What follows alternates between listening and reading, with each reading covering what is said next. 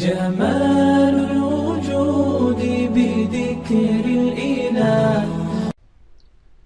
بسم اللہ الرحمن الرحیم. السلام علیکم ورحمۃ اللہ وبرکاتہ. یہ ناہمیر کا تیسرا سبق ہے. گزشتہ سبق میں ہم نے جملہ خبریہ کی اقسام پڑھی تھیں. اس سبق میں ہم جملہ انشائیہ کی اقسام پڑھیں گے. تو جملہ انشائیہ کی یہ 10 اقسام ہیں. سب سے پہلے نمبر پر امر ہے. امر کہتے ہیں حکم دینا، یعنی کسی دوسرے آدمی کو کسی کام کا یا کسی بات کا حکم دینا. یہ جملہ انشائیہ ہے. جیسے اس کی مثال ہے اذهب، جاؤ. تو ایک شخص دوسرے کو حکم دے رہا ہے کہ آپ جاؤ، جانے کا یہ کام ہے، اس کا مطالبہ کر رہا ہے. تو یہ جملہ انشائیہ کی پہلی قسم ہے امر. دوسری قسم ہے نہیں. نہیں کا مطلب ہے کسی کام سے روکنا، منع کرنا. جیسے کوئی شخص کہے لا تضرب، نہ مارو، مت مارو. تو یہ مارنے سے اس کام سے روک رہا ہے، منع کر رہا ہے. یہ دوسری قسم ہے نہیں. تیسری قسم ہے استفہام. استفہام کہتے ہیں سوال کرنا. جیسے کوئی شخص کہے هل ضرب زید، کیا زید نے مارا ہے. تو یہ سوال کر رہا ہے زید کے مارنے کے بارے میں کہ کیا اس نے مارا ہے یا نہیں مارا. چوتھی قسم ہے تمنی. تمنی کا مطلب ہے تمنا کرنا، آرزو کرنا. جیسے کوئی شخص تمنا کرے لیت زیدن حاضر، کاش کہ زید حاضر ہوتا. تو یہ ایک تمنا اور آرزو کر رہا ہے. پانچویں قسم ہے ترجی. ترجی کا مطلب ہے امید کرنا. جیسے کوئی شخص کہے لعل عمرا غائب، شاید کہ عمر غائب ہو، یعنی امید ہے کہ عمر غائب ہو. تحقیقی طور پر تو صحیح پتہ نہیں ہے، لیکن امید کی جا رہی ہے کہ شاید وہ غائب ہو. چھٹی قسم ہے عقود. عقود کا مطلب ہے کوئی عقد کرنا، کوئی معاملہ کرنا، کوئی معاہدہ کرنا. جیسے کوئی شخص خریداری کا معاملہ کر رہا ہے تو وہ یہ کہتا ہے بعت، میں نے بیچا.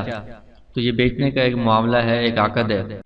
اسی طرح نکاح کا معاملہ ہوتا ہے، اس میں یہ الفاظ کہتے ہیں نکحت، میں نے نکاح کیا. تو یہ ایک عقد ہے، ایک معاملہ ہے. ساتویں قسم ہے ندا. ندا کہتے ہیں کسی کو پکارنا، آواز دینا، بلانا. جیسے یا زید، اے زید. تو اس میں زید کو آواز دی جا رہی ہے، بلایا جا رہا ہے. آٹھویں قسم ہے عرض. عرض کہتے ہیں کسی کو پیشکش کرنا. جیسے کوئی شخص دوسرے کو کہے الا تنزل بنا فتصیب خیرا، کیا آپ ہمارے پاس نہیں آتے کہ آپ خیر کو پائیں. ان دوسرے کو اپنے پاس آنے کی پیشکش کر رہا ہے، عرض کر رہا ہے. نویں قسم ہے قسم. بات کو پختہ کرنے کے لیے یہ کہ یقینی طور پر یہ کام میں نے کیا ہے یا نہیں کیا، یا میں آئندہ کروں گا. جیسے واللہ لاضربن زیدا، اللہ کی قسم کہ میں زید کو ضرور ماروں گا. تو یہ واللہ اللہ کی قسم کھائی جا رہی ہے. یہ بھی جملہ انشائیہ کی قسم ہے. 10ویں قسم ہے تعجب. تعجب کا مطلب ہے کہ حیرانگی کا اظہار کرنا. یعنی کوئی عجیب کام دیکھا ہے یا عجیب بات سنی ہے تو اس پر آدمی حیرانگی کا، تعجب کا اظہار کرتا ہے. جیسے ما احسنہ واحسن بہ. اس کے یہ 2 ہی صیغے آتے ہیں تعجب کے لیے. یہ 2 قسم کے الفاظ استعمال ہوتے ہیں. جیسے ایک ما احسنہ، یہ کتنا ہی اچھا ہے وہ، یعنی کسی چیز کو دیکھ کر آدمی تعجب کا اظہار کرے کہ کتنی اچھی چیز ہے. اسی طرح دوسرا صیغہ اس کا آتا ہے احسن بہ، کتنی اچھی چیز ہے یہ. تو یہ 10 اقسام ہیں جملہ انشائیہ کی. ان سب میں آپ دیکھ سکتے ہیں کہ جملہ انشائیہ کی تعریف صادق آ رہی ہے. جملہ انشائیہ کہتے ہیں کہ جس کے کہنے والے کو سچا یا جھوٹا نہ کہا جا سکے. تو اس میں ساری اقسام میں ایسے جملے ہیں کہ اس میں کوئی خبر نہیں دی جا رہی کہ ہم اس کو سچا یا جھوٹا کہہ سکیں. سب میں ایسی بات ہے کہ ہم اس کو سچا یا جھوٹا نہیں کہہ سکتے. جیسے جاؤ یا نہ مارو، سوال ہے کیا زید نے مارا ہے، ان کو ہم سچا یا جھوٹا نہیں کہہ سکتے. تو یہ ساری 10 جملہ انشائیہ کی اقسام ہیں. تو آگے اس کی تمرین ہے، مشق ہے. یہ مختلف مثالیں دی گئی ہیں، ان میں سے تلاش کرنا ہے کون سا جملہ خبریہ ہے جس کے کہنے والے کو سچا یا جھوٹا کہہ سکتے ہیں، اور کون سا جملہ انشائیہ ہے جس کے کہنے والے کو سچا یا جھوٹا نہیں کہہ سکتے. اور اگر جملہ انشائیہ ہے تو اس کی 10 اقسام میں سے کون سی قسم ہے؟ تو سب سے پہلے یہ لفظ ہے اسلمو، تو یہ آپ صرف پڑھیں گے تو اس میں امر کے نہیں کے صیغے آپ ساتھ ساتھ پڑھ رہے ہیں، تو اس سے آپ کو معلوم ہوگا کہ یہ کون سا صیغہ ہے، امر کا صیغہ ہے یا نہیں کا صیغہ ہے یا عام جملہ ماضی ہے یا مضارع ہے۔ تو یہ سب سے پہلے لفظ ہے اسلمو، یہ امر کا صیغہ ہے کہ تم تسلیم کر لو یا اسلام قبول کر لو، تو یہ جملہ انشائیہ ہے اور جملہ انشائیہ کی پہلی قسم ہے امر۔ دوسرا لفظ ہے آمینو، یہ بھی امر کا صیغہ ہے، تو یہ جملہ انشائیہ ہے اور اس کی پہلی قسم امر ہے۔ آگے یہ تیسرا جملہ ہے لا تکفرو، یہ نہیں کا صیغہ ہے، تو یہ جملہ انشائیہ ہے اور جملہ انشائیہ کی دوسری قسم ہے نہیں۔ آگے ہے بشر، یہ بھی امر ہے، جملہ انشائیہ ہے اور اس کی پہلی قسم امر ہے۔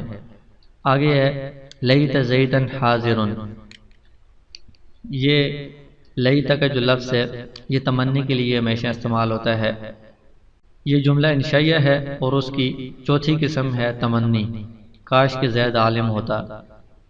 آگے ہے حمید بکرن، تو اس میں یہ حمید فعل ہے، بکرن فاعل ہے، تو یہ جملہ انشائیہ کی اقسام میں سے کوئی قسم نہیں ہے، عام یہ فعل ماضی ہے اور یہ فاعل ہے، تو یہ جملہ فعلیہ خبریہ ہے۔ آگے ہے اتقتلون، اس میں یہ جو حمزہ ہے یہ حمزہ استفہام کے لیے استعمال ہوتا ہے، سوال کے لیے، کیا تم قتل کرتے ہو یا قتل کرو گے، تو یہ استفہام جملہ انشائیہ کی قسم ہے، تو یہ جملہ انشائیہ ہے۔ آگے ہے آمنا، ہم ایمان لائے، یہ عام فعل ہے، فعل ماضی، یہ جملہ فعلیہ ہے، جملہ خبریہ ہے۔ آگے ہے ابصر بہی، تو یہ جملہ انشائیہ کی قسم ہے تعجب، اس کا جو وزن ہے احسن بہی، اس وزن پر ہے یہ، تو یہ تعجب جملہ انشائیہ کی اقسام میں سے ہے۔ آگے ما اعجل زیدن، تو یہ بھی تعجب میں آپ نے پڑھا ہے ما احسنہ، دو صیغے ہوتے ہیں ما احسنہ اور احسن بہی، تو ابصر بہی یہ احسن بہی کے وزن پر ہے اور ما اعجل زیدن یہ ما احسنہ کے وزن پر ہے، وہ ضمیر کی جگہ پر زید نام آ گیا ہے، تو یہ بھی تعجب ہے، جملہ انشائیہ ہے۔ اسی طرح آگے لعل الساعۃ قریب، یہ جو لعل کا حرف ہے یہ ترجیح کے لیے استعمال ہوتا ہے، امید کے لیے استعمال ہوتا ہے، تو یہ جملہ انشائیہ کی اقسام میں سے ہے۔ آگے ہے الا تکرم زیدن، یہ الا کا جو لفظ ہے یہ عرض کے لیے استعمال ہوتا ہے، جیسے ابھی آپ نے مثال دیکھی ہے الا تنزل بنا وتصیب خیرا، تو یہ عرض ہے، جملہ انشائیہ کی قسم ہے، تو یہ جملہ انشائیہ ہے، کیا تم زید کا اکرام نہیں کرتے۔ آگے ہے لا تقولو، یہ نہیں کا صیغہ ہے، تو یہ جملہ انشائیہ ہے اور اس کی دوسری قسم نہیں ہے۔ آگے ہے ازید قاعد، تو اس میں بھی شروع میں جو حمزہ ہے یہ حمزہ استفہامیہ ہے، سوال کے لیے استعمال ہوتا ہے، تو یہ جملہ انشائیہ ہے اور اس کی تیسری قسم استفہام ہے۔ آگے ہے نکحتو، تو یہ نکاح کا معاملہ ہوتا ہے، ایک عقد ہوتا ہے، تو یہ بھی جملہ انشائیہ ہے اور اس کی چھٹی قسم ہے عقود۔ آگے لعل بکرن نائم، لعل یہ ترجیح کے لیے حرف استعمال ہوتا ہے، شاید کہ امید ہے کہ بکر سویا ہوا ہو، تو یہ جملہ انشائیہ ہے اور اس کی پانچویں قسم ترجیح ہے۔ آگے من جاء، یہاں پر بھی جو من حرف استعمال ہوا ہے یہ استفہام کے لیے ہے، سوال کے لیے، کون آیا ہے، تو یہ جملہ انشائیہ ہے اور اس کی تیسری قسم استفہام ہے۔ آگے اسی طرح من ابو کا، اس میں بھی من یہ استفہام کے لیے ہے، تو یہ جملہ انشائیہ ہے اور اس کی تیسری قسم استفہام ہے۔ آگے کبر، امر کا صیغہ ہے، تو یہ جملہ انشائیہ ہے اور اس کی پہلی قسم امر ہے۔ شروع میں ہم نے پڑھا تھا کہ لفظ کی دو قسمیں ہیں، مفرد اور مرکب، اور پھر مفرد کی اقسام پڑھی ہیں اور مرکب کی اقسام پڑھی ہیں، تو مرکب کی ہم نے دو قسمیں پڑھی ہیں، مرکب مفید اور غیر مفید۔ تو مفید کی اقسام جملہ خبریہ، انشائیہ، جملہ اسمیہ، فعلیہ ہم پڑھ چکے ہیں۔ آگے مرکب غیر مفید ہے، تو اس کی غیر مفید کی بھی آگے مختلف اقسام ہیں، تو مرکب غیر مفید کی 3 قسمیں ہیں۔ پہلی قسم ہے مرکب اضافی، مرکب اضافی کسے کہتے ہیں کہ جس میں ایک چیز کی دوسری چیز کی طرف اضافت کی جائے یا نسبت کی جائے. جیسے یہ مثال آپ کے سامنے ہے، غلام زید، تو اس میں غلام ایک چیز ہے اور زید یہ دوسری چیز ہے. تو غلام کی زید کی طرف نسبت کی جا رہی ہے کہ یہ زید کا غلام ہے، یعنی غلام کو زید کی طرف منسوب کیا جا رہا ہے کہ یہ غلام کسی اور کا نہیں ہے، زید کا ہے. تو اس میں جو پہلا جز ہوتا ہے جس کی نسبت کی جاتی ہے اس کو مضاف کہا جاتا ہے، اور جو دوسرا جز ہوتا ہے جس کی طرف نسبت کی جا رہی ہے اس کو مضاف الیہ کہا جاتا ہے. دوسری قسم ہے مرکب بنائی.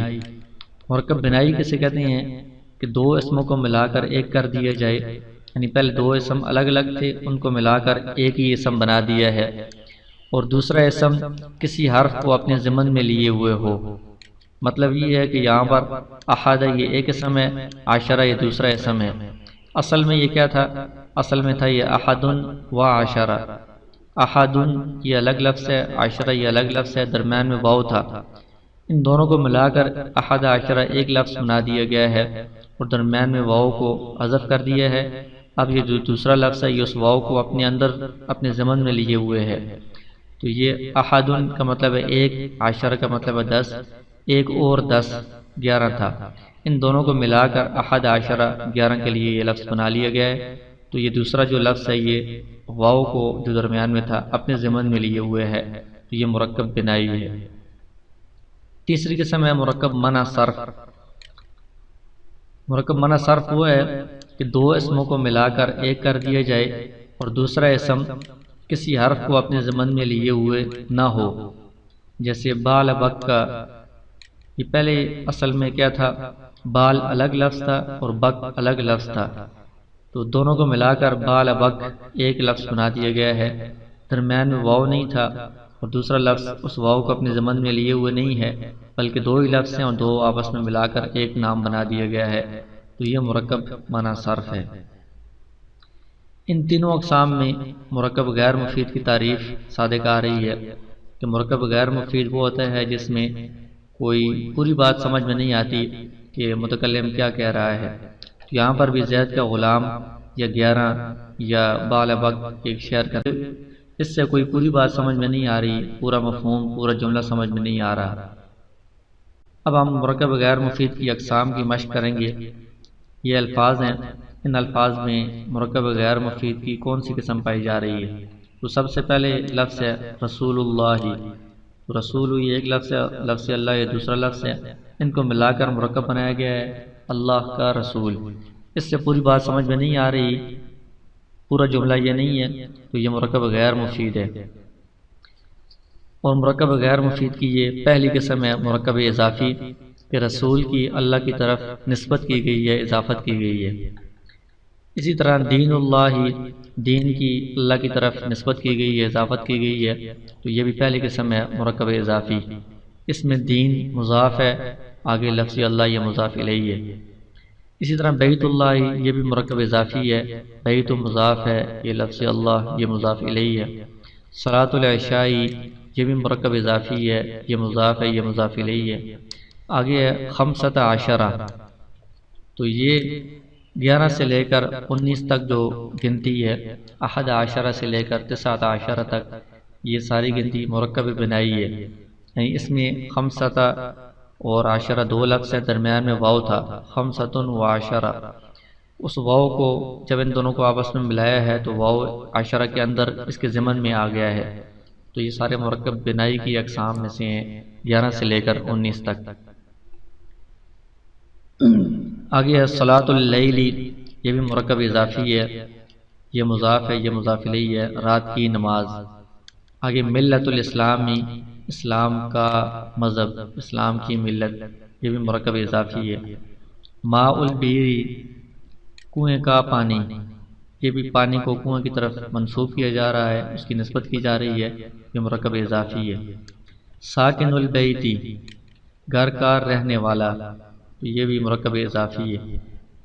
آگے صام ماضی کربو، یہ صام یہ فعل ہے، ماضی کربو یہ فاعل ہے. یہ جملہ فعل یہ خبریہ ہے، پورا ایک جملہ بن گیا ہے.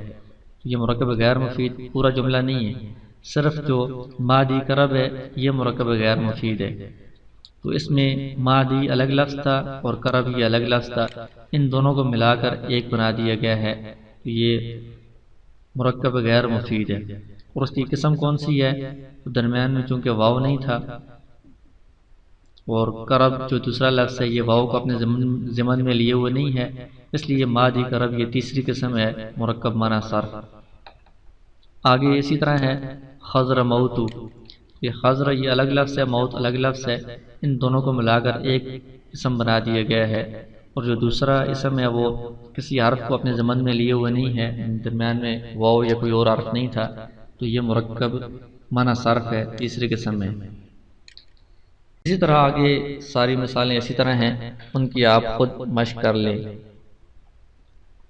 آگے اس کے ساتھ ہی یہ دوسرا ایسا ہے ایسی مشق کا، اس میں پورے جملے ہیں، تو مرکب غیر مفید پورا جملہ نہیں ہوتا، اس سے پوری بات سمجھ میں نہیں آتی، یہ جملے کا ایک حصہ ہوتا ہے، ایک جز ہوتا ہے۔ تو یہاں پر محمد رسول اللہ یہ پورا ایک جملہ ہے جس سے پوری بات سمجھ میں آ رہی ہے، لیکن مرکب غیر مفید اس کا ایک جز ہے۔ رسول اللہ یہ مضاف مضاف الیہ مرکب اضافی ہے، یہ ایک جز ہے۔ محمد یہ مبتدا ہے، اور یہ مرکب اضافی مرکب غیر مفید اس کی خبر بن رہی ہے، تو یہ جملے کا ایک جز بن رہا ہے۔ اگلے جملے میں حج البیتی یہ مرکب اضافی مبتدا ہے، اور فرض یہ خبر ہے، تو یہ مرکب اضافی جملے کا ایک جز بن رہا ہے، پورا جملہ نہیں ہے یہ۔ اسی طرح آگے یہ جتنے بھی جملے ہیں ان سب میں مرکب غیر مفید مرکب اضافی یا بنائی یا معنی صرف جملے کا ایک حصہ یعنی ایک جز بن رہا ہے، یا تو مبتدا بن رہا ہے، یا خبر بن رہا ہے، یا فاعل بن رہا ہے، تو ان سب کی آپ مشق بھی کریں اور ساتھ ساتھ آپ ترکیب بھی کریں۔ ترکیب اس طرح ہوگی کہ محمد یہ مبتدا ہے، رسول یہ مضاف، لفظ اللہ مضاف الیہ، مضاف مضاف الیہ سے مل کر اس کی خبر مبتدا اور خبر سے مل کر جملہ اسمیہ خبریہ ہوا۔ اسی طرح یہ حج مضاف، البیت مضاف الیہ، مضاف مضاف الیہ سے مل کر مبتدا، فرض خبر، مبتدا خبر سے مل کر جملہ اسمیہ خبریہ ہوا۔ تو جو مبتدا اور خبر والے ہیں وہ اسمیہ خبریہ بنیں گے، اور جو فعل ہیں جیسے قام فعل ہے، اور عبد مضاف، لفظ اللہ مضاف الیہ، مضاف مضاف الیہ سے مل کر قام فعل کا فاعل، فعل اور فاعل سے مل کر یہ جملہ فعلیہ خبریہ بنے گا۔ اسی طرح صلی یہ فعل ہے، غلام مضاف، بکر مضاف الیہ، مضاف مضاف الیہ سے مل کر اس کا فاعل، فعل فاعل سے مل کر جملہ فعلیہ خبریہ ہوگا۔